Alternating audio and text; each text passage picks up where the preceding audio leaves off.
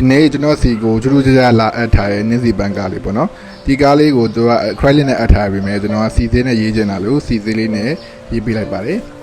ကျွန်တော်စီလေးစပြီးဖြည့်တယ်ဖြည့်ပြီးပုံလေးစကောက်ပဲပေါ့နော်တော့ထုံးစံတိုင်းပဲကျွန်တော်တို့ကတော့ဒီ new master ရေးနည်းနဲ့ပဲရေးမယ် brown မခံတော့ပဲနဲ့အနုအရင်နဲ့ပဲရေးသွားတယ်ပေါ့နော်ဒီနင်းစီပန်းရဲ့အောက်ခြေကတော့ကျွန်တော်တို့ capsule လေးဖြူဖြူလေးတုပ်ပြီးတာတော့ကျွန်တော်တို့စာရွက်လေးလိုပဲရေးရတာပိုကောင်းတယ်ကျွန်တော်တို့ထုံးစံတိုင်းပဲ hope brostel စုပ်တံလေးနဲ့ပဲကျွန်တော်တို့အနုအရင်လေးကိုရေးသွားမှာဖြစ်ပါတယ်အဲ့တော့ဒီညစီပန်းလေးကကျွန်တော်အနီရောင်တော့မဟုတ်ဘူးပေါ့နော်ပန်းရောင်လေးပေါ့နော်ပန်းရောင်လေးဆိုပန်းရောင်ပုံစံမျိုးမရေးသေးပဲနဲ့ပန်းလိမ်မုံလေးပုံစံမျိုးကျွန်တော်ကရေးပေးထားတယ်AC ညစီပန်းကားလေးတွေကျွန်တော်ရေးရတော့ပို့ပြီးတော့နှစ်သက်တယ်ပေါ့နော်ဘာလို့လဲညစီပန်းကားဆိုတော့ကျွန်တော်ရဲ့အမေရဲ့အကြိုက်ဆုံးပန်းလည်းဖြစ်တယ်ပြီးတော့ကျွန်တော်လည်းဒီညစီပန်းရေးရတာကခက်တယ်ပေါ့နော်အဲကြောင့်ပို့ပြီးတော့ရင်ခုန်ရတယ်စိတ်လှုပ်ရှားအဲကြောင့်ညစီပန်းရေးရတော့ကျွန်တော်အကြိုက်ဆုံးဖြစ်ပါတယ်ဒီညစီပန်းလေးရေးရင်းနဲ့ပဲကျွန်တော်ဒီ customer ကိုပြောတယ်ပေါ့နော်ကျွန်တော်ဒီအရင်ပုံလေးပဲပေးလိုက်ရမလားပေါ့နော်အခုရေးတဲ့ပုံလေးကိုကျွန်တော်ပို့ပြီးတော့နှစ်သက်နေတဲ့ကျွန်တော် customer လည်းရတယ်သူ့ကိုသူဆွဲခိုင်းတဲ့ပုံပဲဆွဲပါဆိုကျွန်တော်ကရေးနဲ့ညစီပန်းကားလေးကိုပို့ပြီးကြိုက်လာတယ်ပေါ့နော်ဒီကားလေးကရေးရတာဆွဲဆောင်မှုရှိရပြီးတော့ background လေးရောပေါ့နော်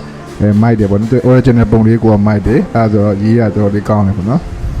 အဲ့တော့ဒီမှာကျွန်တော်ညစီပန်းမှာအပြာလေးတွေတန်းနေကြပေါ့နော်အဲ့ဒါလေးကိုပါကျွန်တော်ထည့်ပြီးတော့စူးစမ်းပြီးတော့ရေးပေးထားတယ် background ကိုတော့ကျွန်တော်တို့ first layer တုပ်တယ် first layer တုပ်ပြီးတော့ကျွန်တော် background လေးနည်းကြည့်ချင်သေးရပေါ့နော်သူနဲ့လိုက်မဲ့အရောင်လေးထည့်ရမလား original အတိုင်းလေးပဲထည့်ရမလားဆိုတော့ကျွန်တော် original အတိုင်းလေးပဲထည့်ပေးလိုက်တယ်ပြီးတော့ကျွန်တော်ဒီညစီကိုင်လေးတွေရေးတယ်ပေါ့နော်ညစီပန်းရေးရတာကတော့နည်းနည်းလေးခက်ပါတယ်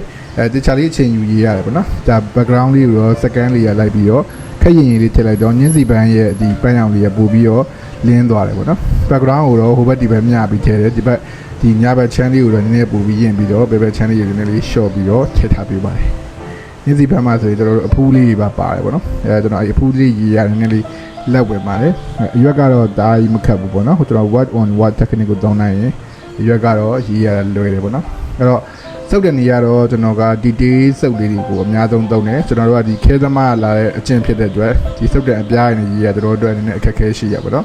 အဲကြောင့်ကျွန်တော် detail စုပ်လေးနဲ့ရေးပြီးတော့ပုံလေးကိုအဆုံးသတ်တော့မှာဖြစ်ပါတယ်ကျွန်တော်ဒီပုံလေးကိုကျွန်တော်3ရက်လောက်ပဲရေးလိုက်ရတယ်ပေါ့နော်စီး6ဖို့ဆိုရင်တော့2ရက်လောက်ထပ်ဆောင်လာတော့တူတယ်9ရက်လောက်တော့ကြာသွားတယ်ဒါနေ့စီပန်းပုံလေးပြီးသွားပြီပေါ့နော်အခုလိုလာရောက်အပ်ပြီးတယ်ဒီ customer ကိုလည်းကျေးဇူးအရင်တင်ပါတယ်